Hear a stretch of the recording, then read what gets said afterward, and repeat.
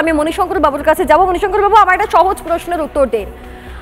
আমরা জানি যে এই মা মাটি মানুষের সরকারে মা খুব বড় একটা ভোট ব্যাংক, আমরা জানি এটা।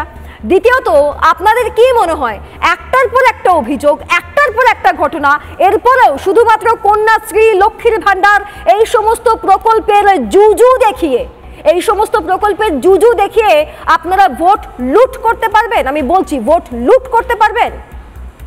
দেখুন, ব্যাপারটা হচ্ছে যে আমি প্রথমেই ভেবেছিলাম যে আজকে সারাদিন ধরে ধর্মঘট, মানে এত কিছু যে ধর্মঘটের যে এজেন্ডাগুলো ছিল আর কি, শ্রমিকদের যে যারা বঞ্চিত হচ্ছে নিজেদের প্রাপ্য টাকার থেকে বা সময়, অনেকগুলো আছে, সেগুলো নিয়ে আলোচনা হবে। যাই হোক, আলোচনা আপনাদের তো বিষয়। আপনাকে এই আলোচনায় অস্বস্তি হচ্ছে? না, একদমই অস্বস্তি না। মণিশঙ্কর বাবু, আপনাকে এই আলোচনায় অস্বস্তি হচ্ছে? অস্বস্তি কেন? যদি অস্বস্তি না হয় তাহলে আপনি যে আলোচনা হচ্ছেই না সেই বিষয়তে ঢুকতে চাইছেন কেন? আমি বলছি যে যেটা কারেন্ট টপিকের উপর হয়তো আজকে এইটা যদি বিজেপি করতো ধর্মঘটটা, তাহলে সারাদিন এইটাই আলোচনা হতো। কারেন্ট টপিক সারা রাজ্যে এরকম একটা ধর্মঘট হচ্ছে, সারা ভারতবর্ষে বামেদের ধর্মঘটে আপনাকে বলছি এটা অনেক ইম্পর্টেন্ট। আপনার যে আলোচনাটা আজকে বলছেন সেটা তো প্রতিদিন তো একই হয়। মানে আমি বলছি গতকালও হয়েছে, পরশুদিন আমি আলোচনা করেন যে আপনারা একই লাইনে থাকেন। কালকেও করে যাব আলোচনা নিয়ে, আমার কোনো আপত্তি নেই। আপত্তি নেই তো? না, ওই নিশ্চয়তা আছে। আমি বলছি উত্তর নেই তো? আমার এতক্ষণ পাপিয়াদি বলে গেল, উনি বললেন, তমান্না মা বললেন। প্রবলেমটা আপনারা কি জানেন তো? প্রবলেমটা হচ্ছে আপনি নিজে একজন সাপোর্টার হয়ে সবাই আপনি আমাকে ডিফেন্স করবেন কেন? আমি উত্তর দেব, আমাকে বলতে দিন। আমার ডাক্তার, আমি যথেষ্ট অ্যাডাল্ট, আমি কি বলতে হয় জানি। আমি আপনার কাছ থেকে শিখতে যাব না। আমি কি বলবো? তর্ক করবেন, বলুন কি পারবো না পারবো। আমি বলছি বলুন, তার উত্তরটা দিন না। আমাকে বলতে দিন তো, আমি এক মিনিট টাইম দিন, আমি আমার মতো করে বলি। আমি বলছি যে এই যে ধর্ষক বলছেন বা অফেন্ডার বলছেন, এইগুলো যখন হচ্ছে না, এটাকে যখনই পলিটিক্যাল রূপ দিয়ে দেওয়া হচ্ছে না, তারা একটা কোনো জায়গায় রেহাই পেয়ে যাচ্ছে। কেন বলছি যে আমি একটা অফেন্স করব, এইটা আমার নিজস্ব ভাবনা। এইবারে আপনি বলতে পারেন যে অফেন্সটা করে আমার ব্যাকগ্রাউন্ডে প্লিজ আমি কিন্তু ডিস্টার্ব করবো, আমি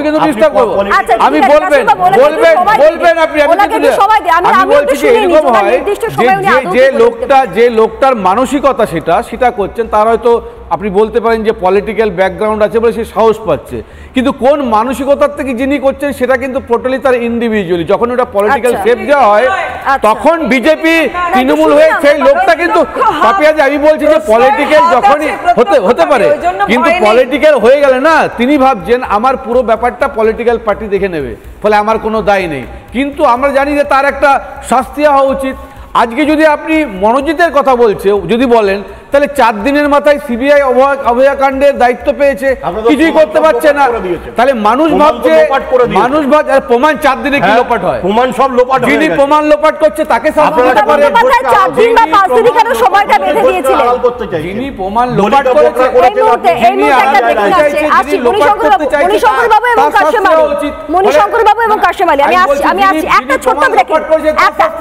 আপনাদের বিধায়ক আরো একটা কাণ্ড করেছে, শুনুন না, একটা কাণ্ড করেছে, শুনুন। কাঞ্চন মল্লিক চেনেন নিশ্চয়ই। কাঞ্চন মল্লিকের সরকারি হাসপাতালে দাদাগিরি টিএমসি বিধায়কের, চিকিৎসকের সঙ্গে অভব্য আচরণের অভিযোগ, চিকিৎসকের কলার ধরে হুমকি দেওয়ার অভিযোগ অস্বীকার তৃণমূল বিধায়কের।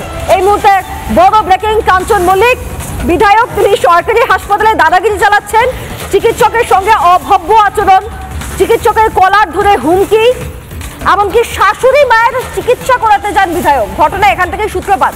শাশুড়ি মায়ের চিকিৎসা করাতে যান এবং সেখানেই কলার ধরে টানাটানি। যদি এই ঘটনা গোটাটাই অস্বীকার করে গিয়েছেন তিনি। তৃণমূল বিধায়ক কাঞ্চন মল্লিক কি বলেছেন একবার শুনুন। আমাকে জিজ্ঞেস করেছিলেন মেটফর্মিন ট্যাবলেটটা কি বন্ধ করে দেবো না চলবে। তাকে উনি ফট করে বলে উঠলেন, আপনি এমবিবিএস ডাক্তার, আপনি আসুন লিখে দিন, এখানে বুঝে নিন কি ওষুধ দেবো। আমি বললাম, স্যার আপনি এরকম ভাবে মিসবিহেভ করছেন কেন? আমি তো ডাক্তারকে জিজ্ঞেস করছি রিপোর্টিং এ যে ওষুধটা খাবে না বন্ধ করে দেবে, এটা কি কোনো গর্হিত অপরাধের মধ্যে পড়ে? চিকিৎসকই এখন বলছেন যে নাকি কোন রকম ভাবে আপনি ওনার সাথে মিসবিহেভ করেন, মারধর করেন, কলার ধরে টানাটানি করেন। কোনো তাহলে ওনাকে প্রমাণ দিতে বলুন, সিসিটিভি ফুটেজ দিতে বলুন। এভাবে তো উনি একটা দুমদারাক্কা বলে দিতে পারেন না। আচ্ছা, মানে আমার এরকম স্ত্রী কোনো রয়েছেন তাহলে মারধর বা কলার ধরে টানাটানি কিচ্ছু ঘটেনি?